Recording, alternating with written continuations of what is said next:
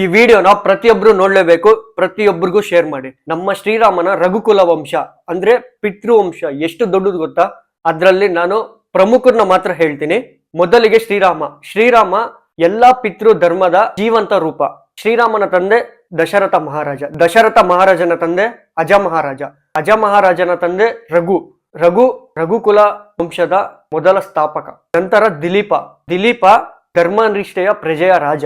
ಮತ್ತೆ ಭಗೀರಥ ಗಂಗೆಯನ್ನೇ ಭೂಮಿಗೆ ತಂದ ಪಿತೃಭಕ್ತ.